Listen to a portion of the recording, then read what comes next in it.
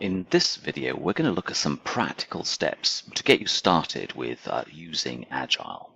And we're going to base this around the Scrum framework. The Scrum framework is the most common, the most popular framework within the Agile umbrella. So we'll focus on that one. So how do we actually get started? Firstly, what we need is a vision. We need to know what the outcome is that we're looking to achieve. Secondly, we want to know who the users are. Who are we building? Whatever it is that we're building, who are we building that for?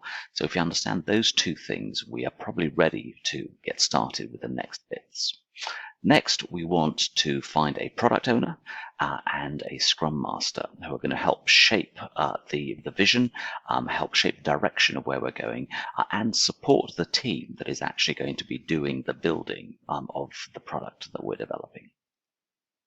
So the fourth point then is to get that team together. This team should be cross-functional and self-organizing.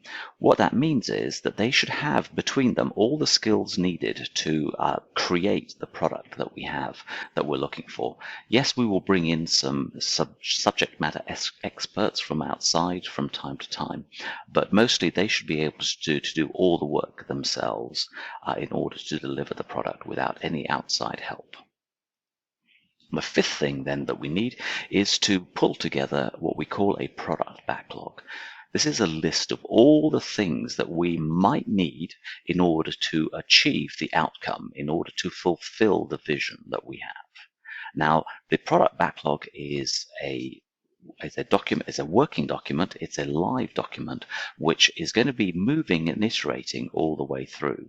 To get started, we just want enough in there so that we can actually get moving and start building something so that we can start to get feedback.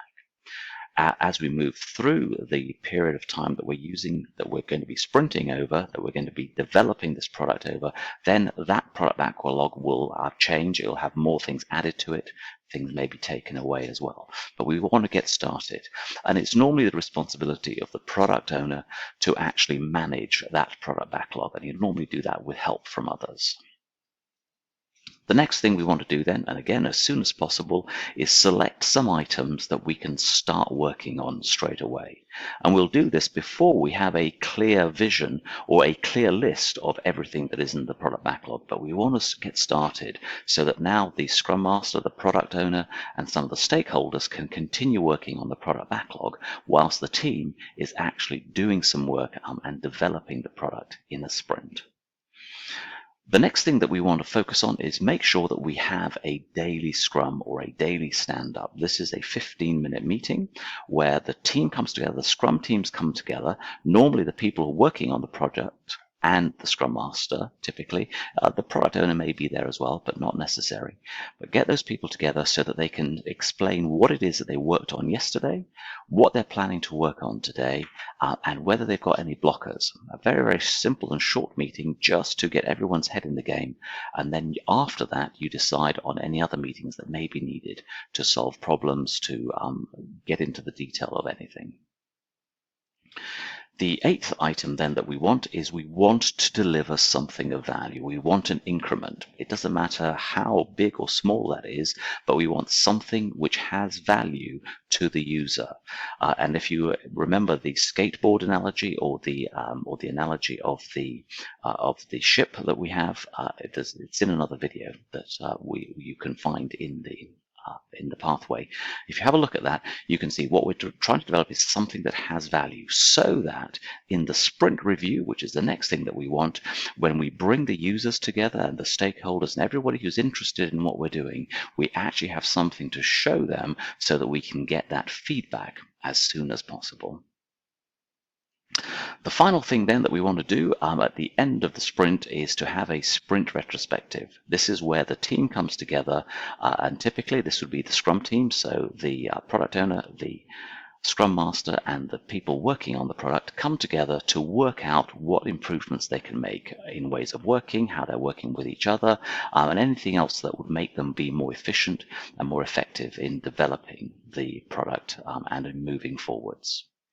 And then what we do is we repeat steps 5 through 10 until we've delivered what we want.